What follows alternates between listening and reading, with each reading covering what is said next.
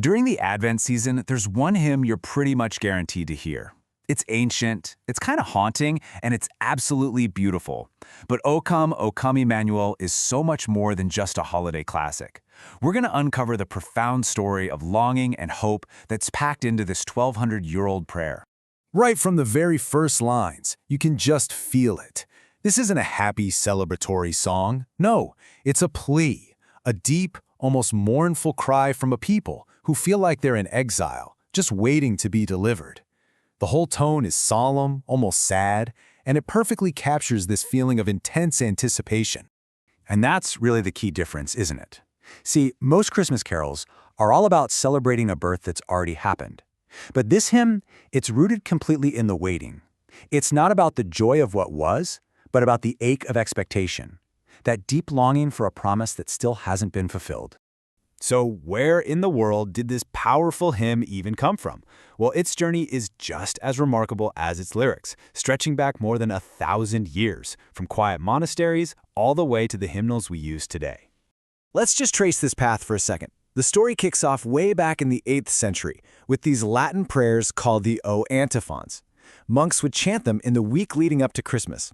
Then you fast forward a few hundred years to 15th century France, and that's when we get that haunting, unforgettable melody.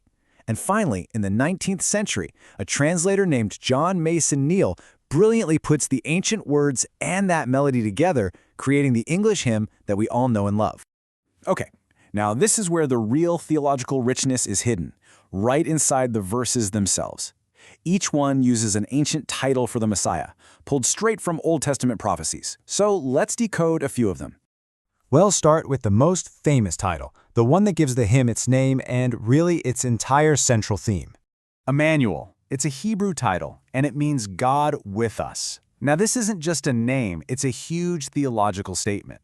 It's all about the incarnation, this core belief that God isn't some distant, detached being, but that God actually enters into our human history to be present with us. And what about that line to ransom captive Israel? Well, this is talking about two kinds of captivity. For ancient Israel, yeah, it was a literal, physical exile, but the hymn expands that idea to a spiritual exile for all of us, a captivity to sin and death. So the prayer is for a redeemer, someone who can bring the ultimate freedom from both. Another verse gives us a totally different image, but it's just as powerful. Here, the metaphor shifts from captivity to darkness, and the cry is for light. Dayspring. It's just a beautiful, kind of old-fashioned word for the dawn, the sunrise. And here, it's a symbol for Christ as the light of the world, the one whose coming is like the sun finally breaking through the darkness, bringing hope and clarity with it. This imagery really gets to a core theme of Advent, finding hope right in the middle of despair.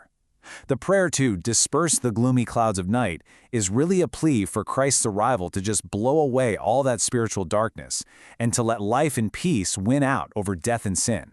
Now for a title that speaks of absolute authority. This verse isn't just about presence or light. This one's about power and access.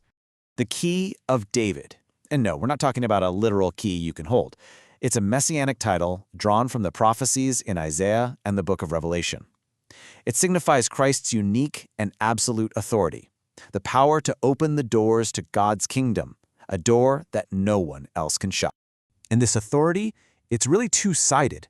The prayer asks Christ to open wide our heavenly home, to grant us access to salvation. But it also asks him to close the path to misery, using that same authority to shield believers from sin and death. So it's a prayer for both deliverance and divine protection. So when you start to weave all these ancient titles and prayers together, what you get is this powerful, unified message. It's this rich tapestry of hope. You can really see the main pillars right here. It's about messianic expectation, the idea that ancient promises are being fulfilled. It's about the incarnation, God choosing to be right here with us. It's about redemption from our spiritual exile and guidance through the darkness. And maybe most of all, it's about that active, hopeful Advent longing for God to act.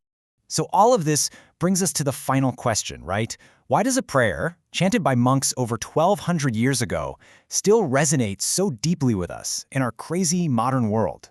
I think it's because it taps into something totally universal. Every single one of us knows what it feels like to be in a period of darkness, just waiting in hope for a dawn that's been promised. And whether that dawn is spiritual or personal or even societal, this hymn just perfectly captures that feeling of holding on to hope when the night feels like it's never going to end. And that leaves us with one last thing to think about.